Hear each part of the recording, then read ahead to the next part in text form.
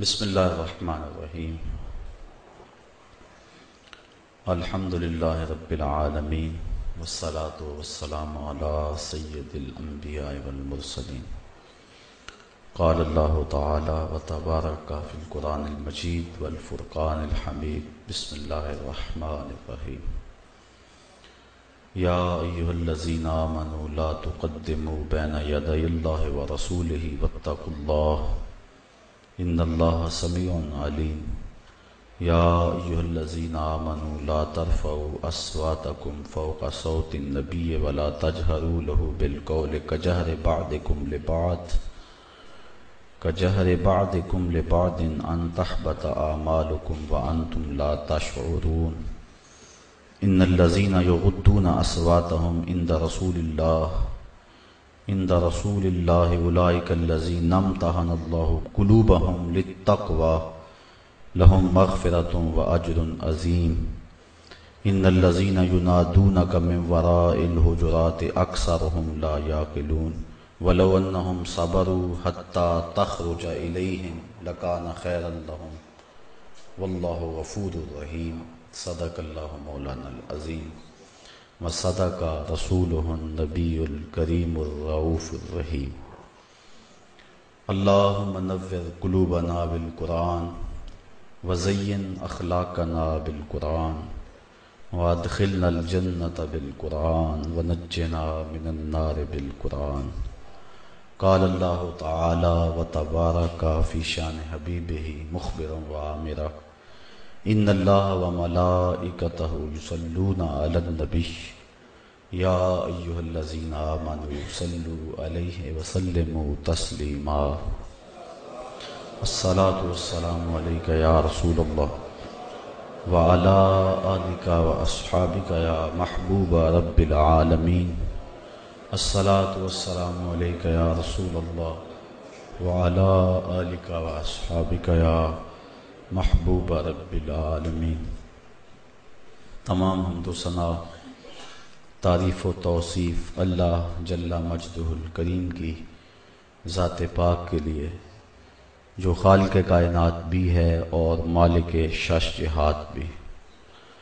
اللہ جل وعلا کی حمد و ثنا کے بعد حضور نبی اکرم شفیع امم رسول محتشم نبی مکرم اللہ کے پیارے امت کے سہارے رب کے محبوب دانائے غیوب مالک رقاب امم فخر عرب و عجم والی کون و مکان سیاہ لا مکان سید انس و جاں سرور لالا رخاں نیر تاباں سر نشین مہوشاں ماہ خوباں شہنشاہ حسینہ تتمہ دوراں سر خیل زہرہ جمالاں جلوہ صبح ازل نور ذات لم یزل باعث تکوین عالم فخر آدم و بنی آدم نیر بطحا رازدار ما اوہا شاہد ما طغا صاحب علم نشرہ معصوم آمنہ احمد مجتبیٰ حضرت محمد مصطفیٰ صلی اللہ علیہ وسلم کے حضور ناز میں اپنی عقیدتوں ارادتوں اور محبتوں کا خراج پیش کرنے کے بعد واجب الاحترام ذوی الاحتشام برادران اسلام السلام علیکم ورحمۃ اللہ وبرکاتہ۔ آداب رسالت مآب صلی اللہ علیہ وآلہ وسلم کے عنوان سے کچھ باتیں آج کی اس نشست میں آپ کے گوش گزار کرنا چاہوں گا۔ اللہ تعالی میری زبان پہ کلمۃ الحق جاری فرمائے۔ حضور علیہ السلام کا ادب اور تعظیم ہمارے اوپر واجب ہے، اور اللہ تعالی جل شانہ نے قرآن مجید میں اپنے محبوب کی تعظیم و توقیر بجا لانے کا حکم صادر فرمایا۔ صحابہ رضوان اللہ علیہ مجمعین نے حضور کے ادب کا جو حق تھا ادا کر دیا، اور بعد میں آنے والے لوگ امت کے مشاہیر بزرگان دین نے حضور کے آداب کی خوب رعایت رکھی ہے۔ اگر آقا کریم علیہ السلام کے آداب ملحوظ نہ رہیں تو پھر دامن ایمان کی دولت سے خالی ہو جاتا ہے۔ اس لیے یہ انتہائی اہم مضمون ہے۔ چند لمحوں کے لیے کچھ باتیں میں اس عنوان سے آج 10 روزہ فہم دین کورس کے اس آخری دن آپ کے گوش گزار کرنا چاہوں گا۔ اللہ تعالیٰ میری زبان پہ کلمت الحق جاری فرمائے۔ حضور علیہ السلام کے آداب اللہ تعالیٰ جل شانہ نے قرآن مجید یہاں سورۃ الحجرات میں بیان فرمایا۔ یا ایھا الذین آمنوا لا تقدموا بین یدی اللہ ورسولہ، اے ایمان والو اللہ اور اس کے رسول سے آگے نہ بڑھو، واتقوا اللہ، اور اللہ سے ڈر جاؤ، ان اللہ سمیع علیم، بے شک اللہ تعالیٰ سنتا جانتا ہے۔ اللہ اور اس کے رسول سے آگے بڑھنا کیا ہے؟ تو حضرت ام المومنین سیدہ عائشہ صدیقہ رضی اللہ تعالی عنہا سے ایک روایت مروی ہے، فرماتی ہیں کہ کچھ لوگوں نے یوم شک کا روزہ رکھا۔ شعبان کے 29 دن گزر جائیں اور چاند نظر نہ آئے، بادل چھا جائیں، مطلع ابر آلود ہو، تو جتنی دیر تک چاند نہیں دیکھتے رمضان کا اتنی دیر تک آپ روزہ نہیں رکھ سکتے ہیں۔ چاند دیکھیں گے تو روزہ رکھیں گے۔ اب چاند نظر نہ آیا تو کچھ صحابہ نے اس خیال سے کہ شاید بادل کی وجہ سے، مطلع ابر آلود ہونے کی وجہ سے چاند نظر نہیں آ رہا، ہو سکتا ہے چاند نظر آ گیا ہو، تو یوم شک کا انہوں نے روزہ رکھا۔ تو اللہ تعالیٰ جل شانہ نے ارشاد فرمایا، اے ایمان والو اللہ اور اس کے رسول سے آگے کیوں بڑھتے ہو؟ جب حضور نے نہیں رکھا ہے تو تم نے کیوں رکھا ہے؟ تو یوم شک کے روزے سے منع فرمایا گیا ہے۔ یا اس کا شان نزول مفسرین نے یہ بیان فرمایا ہے کہ آقا کریم علیہ السلام کی قربانیاں ابھی کھڑی تھیں۔ عید الاضحیٰ کے موقع پر کچھ صحابہ نے اس جذبے کے تحت کہ ہم جلدی قربانیاں کرنے اور فارغ ہو جائیں، انہوں نے اپنے جانور ذبح کر دیے، حتیٰ کہ عید سے پہلے ہی ان کو ذبح کر دیا۔ اللہ تعالیٰ جل شانہ نے ارشاد فرمایا، اے ایمان والو اللہ اور اس کے رسول سے آگے نہ بڑھو۔ ان کو حکم ہوا کہ تمہاری قربانیاں قبول نہیں ہیں، دوبارہ جانور لو اور ذبح کرو، اللہ اور اس کے رسول سے آگے نہ بڑھو۔ تو اللہ سے آگے بڑھنا تو نہیں ہے، رسول سے پہل کیا انہوں نے، لیکن اللہ تعالیٰ نے رسول سے پہل کو اپنے سے پہل قرار دیا اور کہا اللہ اور اس کے رسول سے آگے نہ بڑھو۔ اس سے ہم دین سمجھ سکتے ہیں کہ دین کیا ہے۔ اب اگر کوئی یہ بات کہے کہ امتی عمل کرتے کرتے بعض اوقات نبی سے بڑھ جاتا ہے، تو یہ کیسے ممکن ہے؟ وہ عمل نہیں ہے جو نبی کی اتباع میں نہ ہو۔ حالانکہ حکم ہے فاستبقوا الخیرات، نیکی کے کاموں میں ایک دوسرے سے بڑھنے کی کوشش کرو، ایک دوسرے سے آگے بڑھو نیکی کے کاموں، لیکن ایک دوسرے سے آگے بڑھو، تم رسول سے آگے نہیں بڑھ سکتے ہو۔ ہمارے سامنے حضرت عثمان غنی رضی اللہ تعالیٰ عنہ کا عمل موجود ہے کہ جب حدیبیہ کے موقع پہ 1400 صحابہ کے ساتھ حضور عمرے کی نیت سے تشریف لے گئے اور حدیبیہ کے مقام پہ رکے، کفار نے مزاحمت کی تو حضرت عثمان غنی رضی اللہ تعالیٰ عنہ کو سفیر بنا کر حضور نے بھیجا کہ ان کو جا کے بتاؤ کہ ہم لڑائی کے لیے نہیں آئے، ہم عمرے کے لیے آئے ہیں، وہ تمہارے رشتہ دار بھی ہیں، جا کے ان سے بات کرو۔ تو وہ گئے، کفار نہ مانے، انہوں نے کہا کہ نہیں، یہ نہیں ہو سکتا، لیکن چلو عثمان تم خود آئے ہو، یہ اللہ کا گھر کعبہ سامنے ہے، جاؤ طواف کر لو، عمرہ کر لو، حجر اسود کو بوسہ دے لو۔ اب کتنا اچھا موقع تھا، لیکن حضرت عثمان غنی رضی اللہ تعالیٰ عنہ نے فرمایا کیا سمجھتے ہو، میرے رسول عمرہ نہ کرے اور میں کروں؟ حضور علیہ السلام وہاں ہوں اور میں کعبۃ اللہ کا طواف کروں؟ کہا کیسے ہو سکتا ہے، واللہ میں نہ طواف کروں گا، نہ عمرہ کروں گا، نہ حجر اسود کو بوسہ دوں گا، یہ حضور کریں گے تو میں کروں گا۔ تو حضور کی اتباع میں جو عمل کیا جائے وہ دین ہے۔ حضرت عمر فاروق رضی اللہ تعالیٰ عنہ طواف کرتے کرتے حجر اسود کو چوما اور کہا ہے حجر اسود تجھے میں کبھی نہ چومتا اگر میرے رسول نے تجھے بوسہ نہ دیا ہوتا۔ تو کہا اے ایمان والو، اللہ اور اس کے رسول سے آگے نہ بڑھو۔ اسی لیے اقبال کہتا ہے بمصطفیٰ برساں خیش را کے دین ہماؤست، اگر باؤ نہ رسیدی تمام بولہ بیست۔ یہ ایک راستہ ہے، اس کے علاوہ اور کوئی راستہ نہیں ہے۔ اگر کوئی اور راستہ کوئی اختیار کرے گا تو مردود ہوگا، مقبول نہیں ہوگا۔ تو فرمایا ایمان والو، اللہ اور اس کے رسول سے آگے نہ بڑھو، واتقوا اللہ، اور اللہ سے ڈر جاؤ۔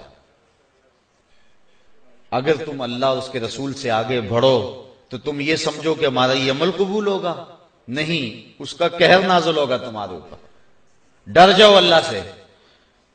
ان اللہ سمیع علیم، بے شک اللہ سنتا جانتا ہے، اسے پتا ہے، وہ سنتا بھی ہے، اسے علم بھی ہے۔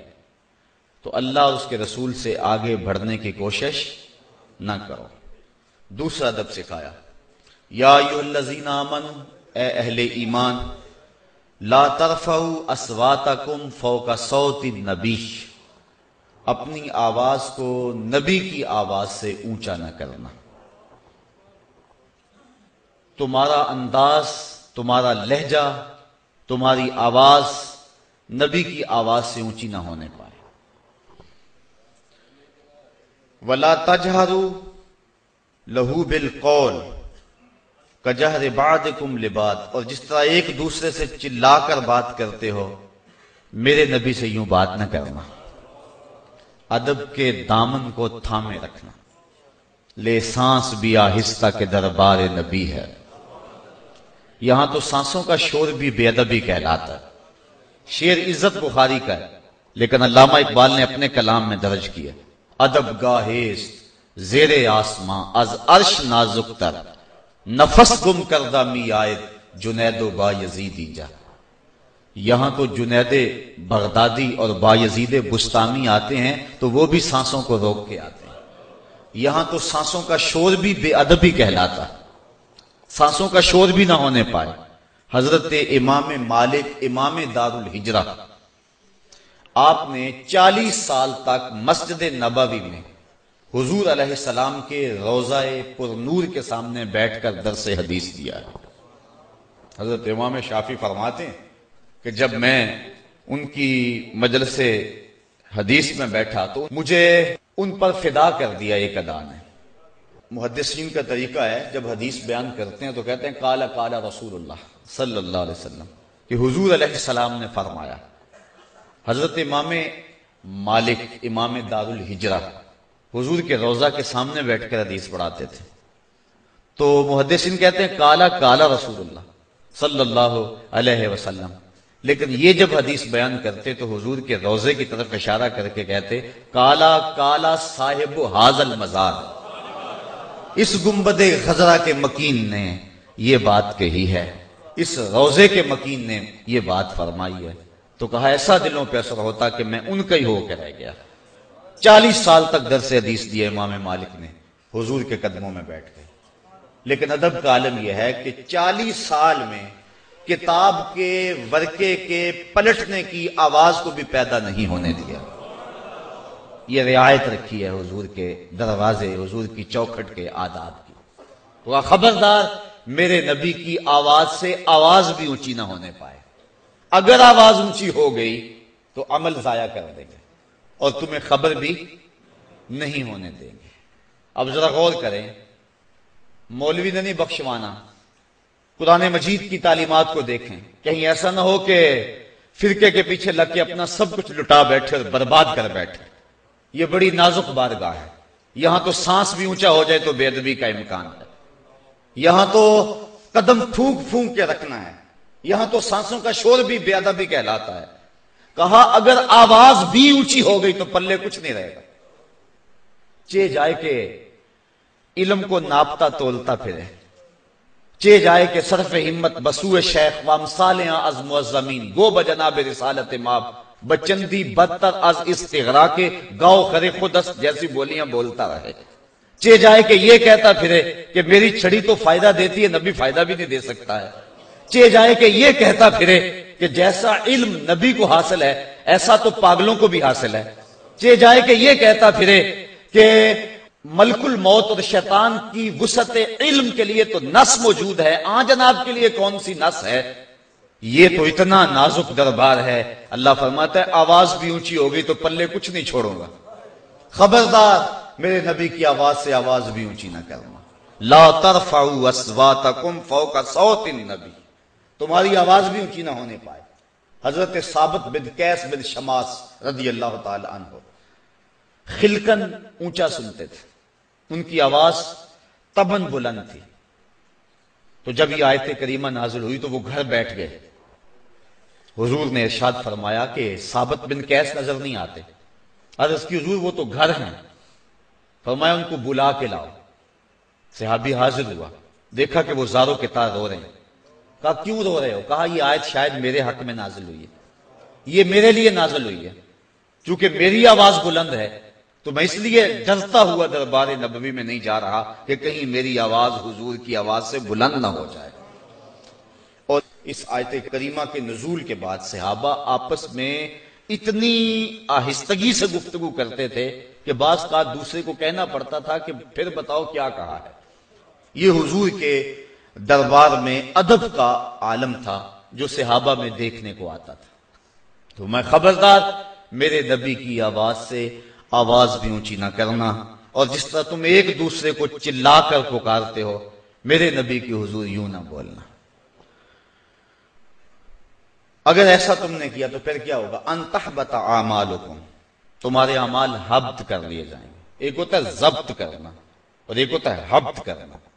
ضبط جب صلح ہو جائے، جب معافی ہو جائے، جب معذرت ہو جائے، جو چیز ضبط کی ہوئی ہے، بحق سرکار حکومت ضبط کر لیتی ہے لیکن بعد میں جب معاملہ ٹھیک ہو جاتا ہے تو وہ واپسی ہو جاتی ہے۔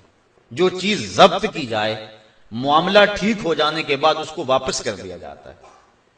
تو یہ اعمال ضبط نہیں کیے جائیں گے بلکہ کہا حبط کر دیے جائیں گے، مٹا دیے جائیں گے۔ تم سمجھو گے ہم بڑے متقی ہیں، تمہارے نامہ اعمال میں ایک بھی نیکی نہیں ہوگی۔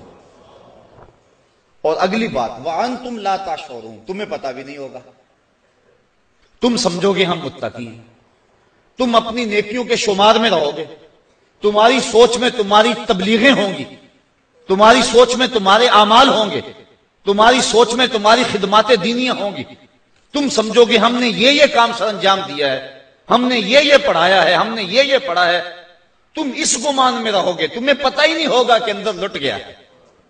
یہ کس چیز کی سزا ہے؟ اگر تمہاری آواز بھی نبی کی آواز سے اونچی ہو۔ اعظم چشتی کہتا ہے یار نو میلی اکھ نہ ویکھی متا مرسیں کافر ہو گئے۔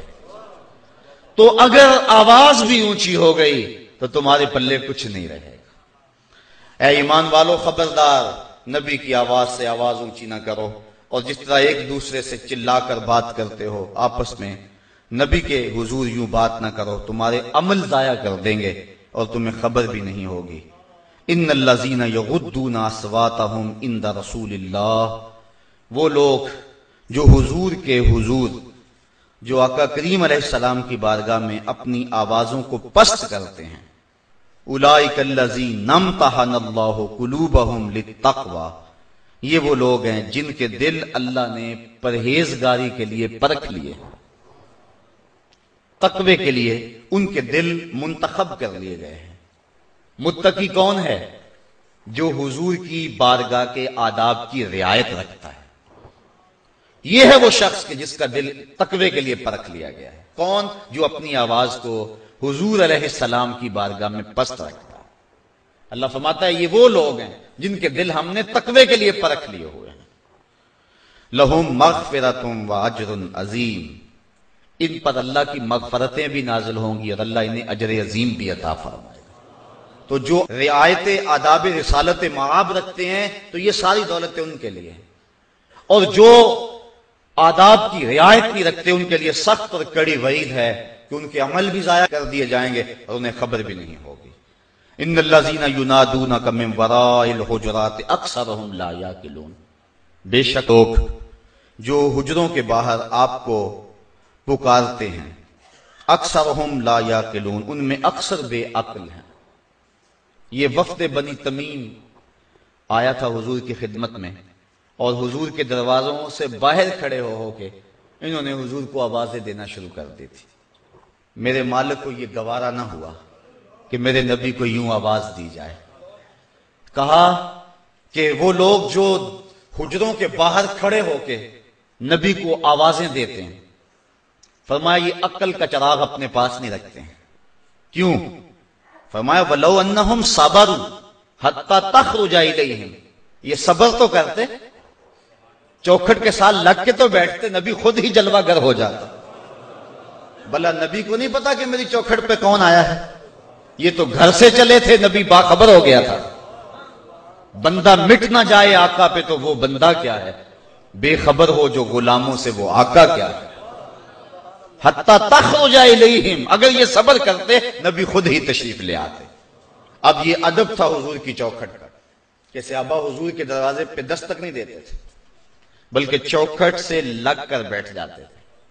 آقا کریم خود تشریف لاتے تو اپنی حاجت کہہ دیتے، لیکن اگر کبھی ایسے حالات آ ہی جاتے، دروازے پہ دستک دینا ناگزیر ہو جاتا تو صحابہ در رسول پہ دستک دے لیتے تھے، لیکن اس کا ایک طریقہ تھا۔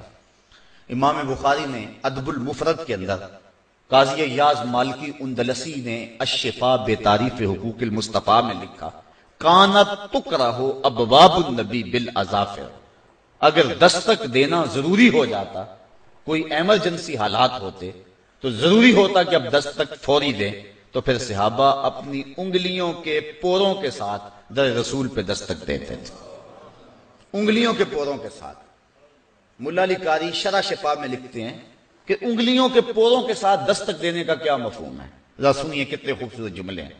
کہتے ہیں اے ضربن خفیفن و دکن لطیفن تعظیمن و تکریمن و تشریفن، کہا یہ سب کچھ حضور کی عزت افزائی کے لیے۔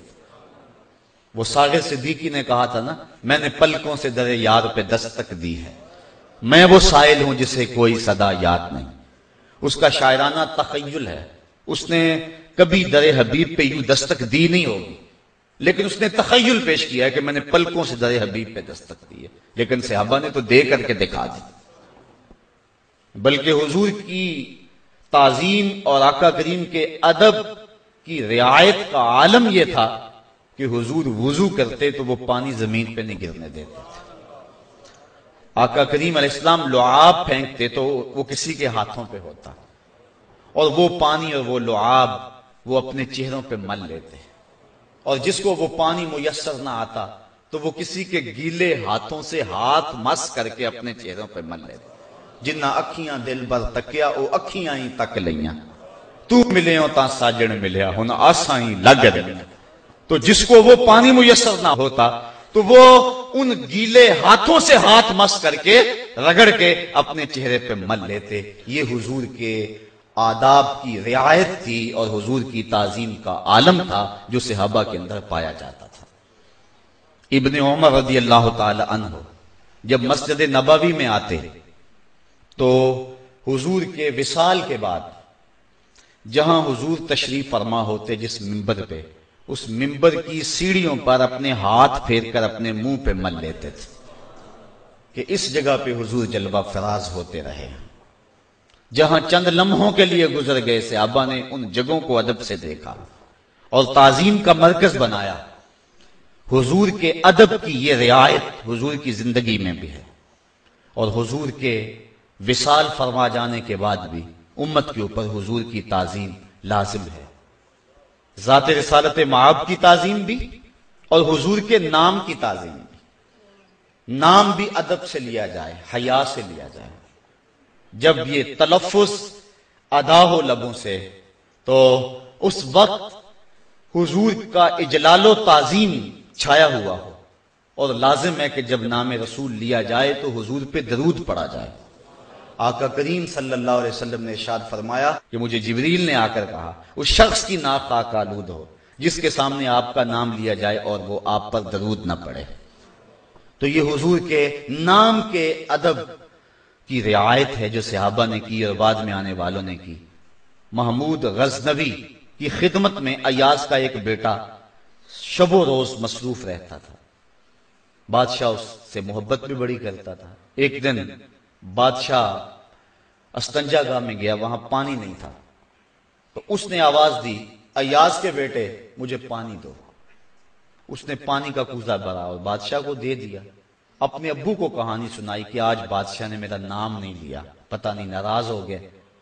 ایاز آیا بادشاہ کی خدمت میں کہ میرے بیٹے سے کوئی گستاخی ہوگی۔ کہا کیا ہوا ہے؟ حضور آپ نے اسے پکارا ہے لیکن نام نہیں لیا اس کا۔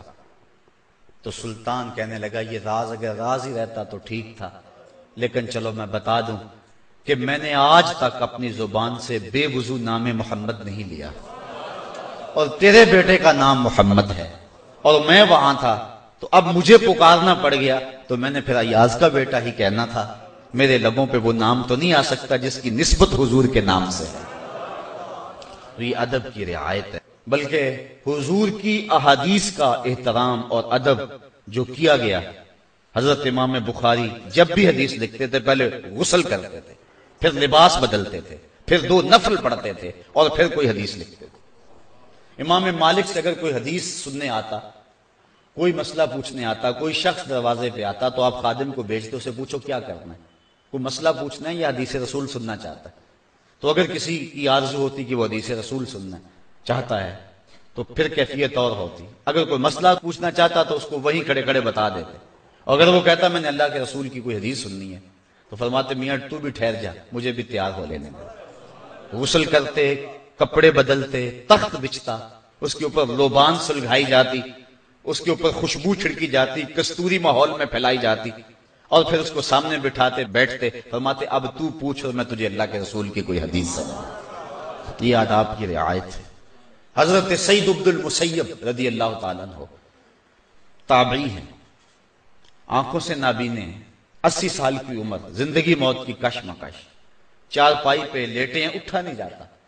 کوئی شخص آپ سے ملنے آیا اور حضور کی کسی حدیث کے بارے میں سوال کر دیا تو فرمانے لگے اقعدونی، مجھے ذرا اٹھا کے بٹھاؤ۔ لوگوں نے کہا حضور جو حالت ہے آپ کی لیٹے لیٹے بیان کر دیں۔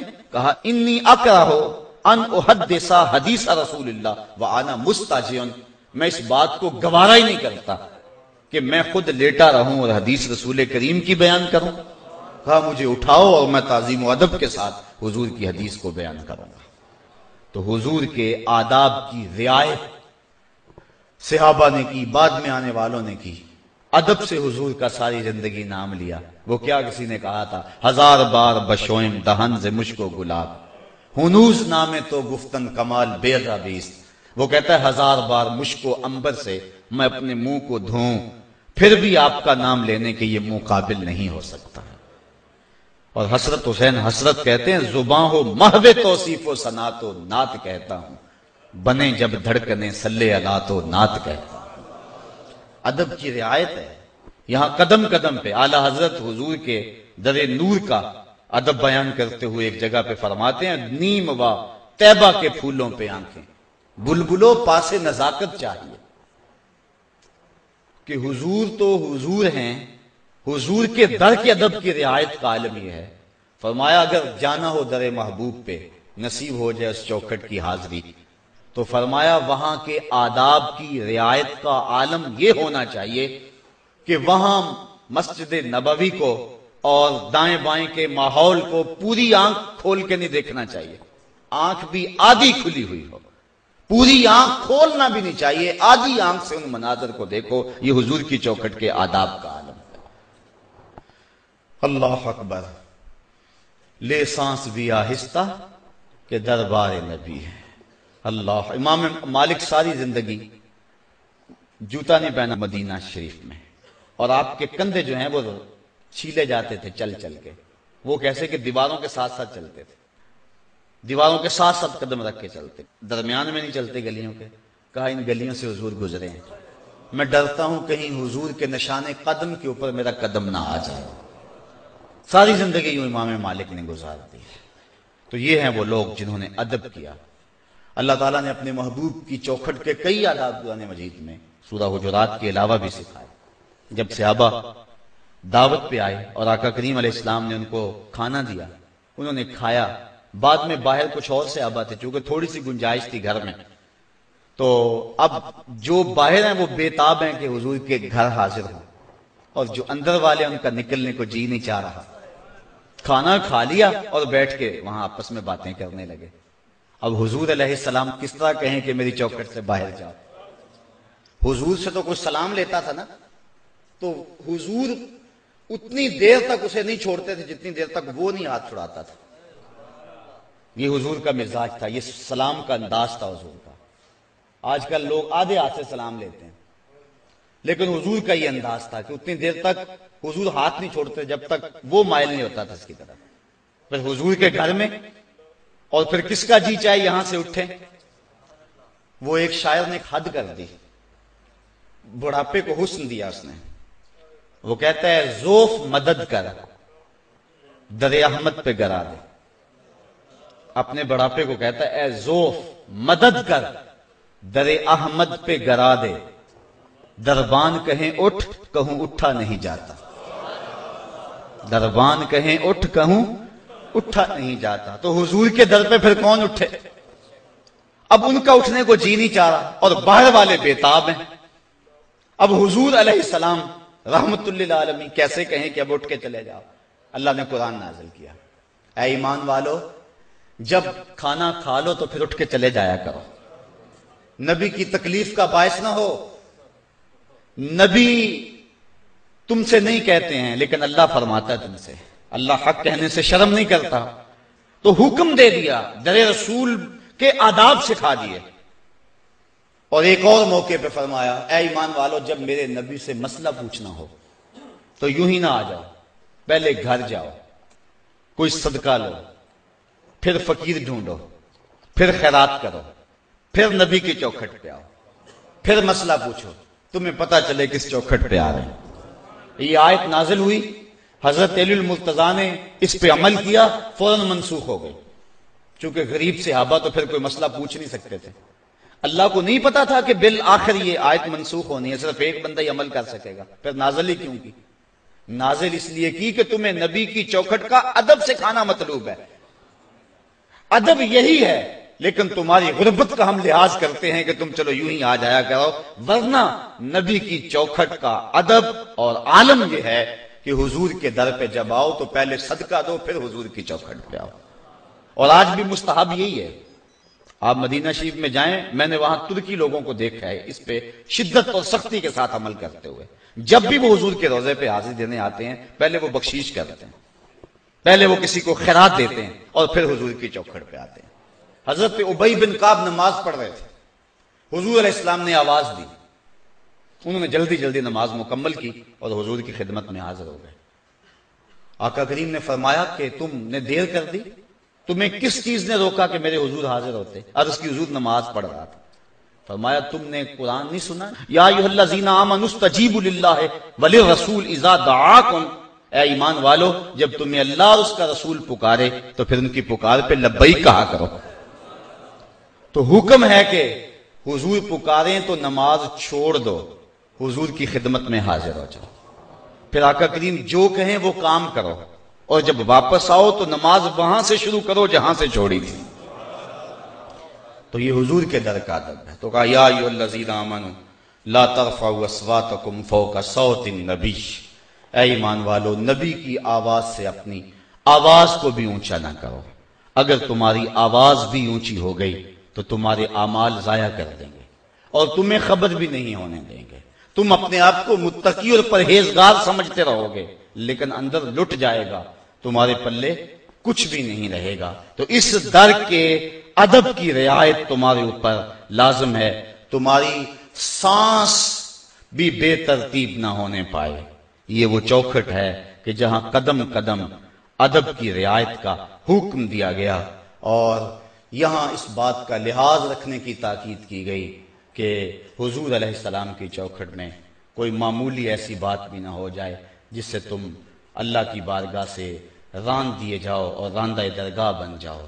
اللہ مجھے آپ کو حضور کی چوکھٹ کے ادب اور تعظیم کی رعایت کرنے کی توفیق عطا فرمائے.